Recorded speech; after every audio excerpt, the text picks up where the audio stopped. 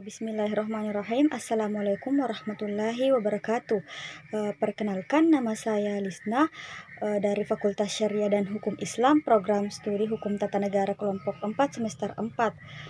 Saya akan memaparkan ataupun mempresentasikan materi mengenai bentuk negara, yaitu bentuk negara federal, kesatuan, dan konfederasi, serta saya akan juga sedikit membahas mengenai sejarahnya.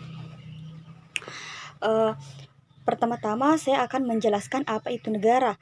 Negara dalam bahasa Inggris yaitu state, yang diadopsi dari bahasa Yunani yaitu statum, yang artinya bersifat tegak ataupun tetap.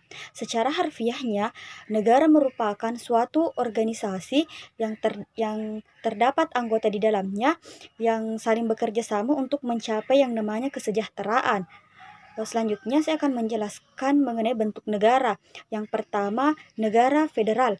Negara federal berasal dari bahasa Latin yang artinya perjanjian.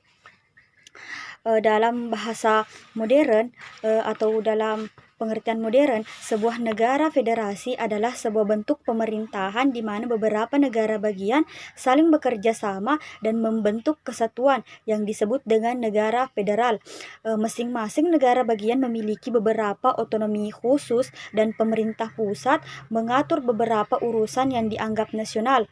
Dalam sebuah federasi, setiap negara bagian biasanya memiliki otonomi yang tinggi dan bisa mengatur pemerintahan dengan cukup bebas. Federasi mungkin multietnik atau melingkup wilayah yang luas dalam sebuah wilayah, meskipun keduanya bukan suatu keharusan. Federasi biasanya ditemukan dalam sebuah persetujuan awal antara beberapa negara bagian, dalam tanda kutip negara berdaulat. Pemerintahan atau struktur konstitusional ditemukan dalam federasi dikenal dengan nama federalisme. Contoh negara yang menganut bentuk negara ini adalah Amerika Serikat dan Rusia. Ciri-ciri dari negara federal: yang pertama, negara federal memiliki kedaulatan limitatif, yaitu kedaulatan keluar dan ke dalam negara bagian. Yang kedua, negara bagian memiliki pemerintahannya sendiri, baik itu kepala negara, kabinet, dan perangkat lainnya. Yang ketiga, negara bagian berhak membuat dasar hukum sendiri dengan syarat harus selaras dengan dasar hukum negara federal. Mengenai sejarah dari bentuk negara federal.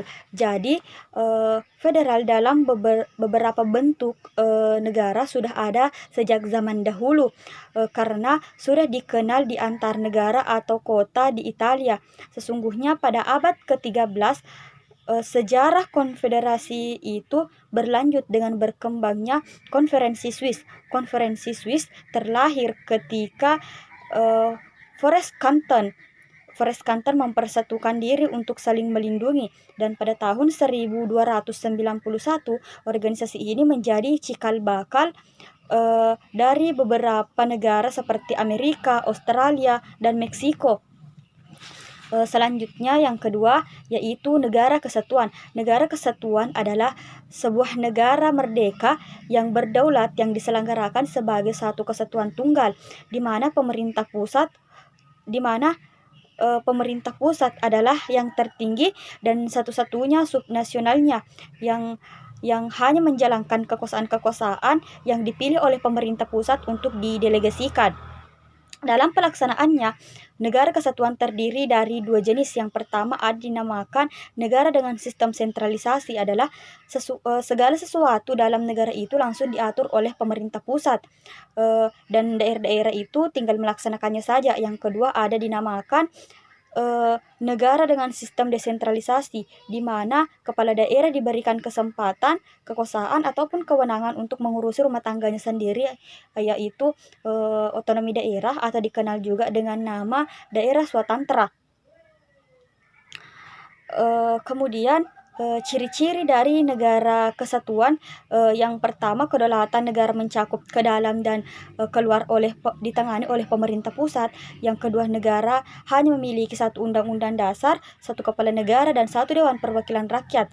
Yang ketiga, hanya ada satu kebijaksanaan yang menyangkut persoalan politik, ekonomi, sosial, budaya, serta pertahanan dan keamanan.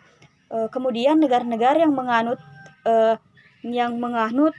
bentuk negara kesatuan, yang pertama Indonesia, kedua Jepang, ketiga Filipina, kemudian Brunei, kemudian Italia, Belanda, Yunani, dan Kamboja.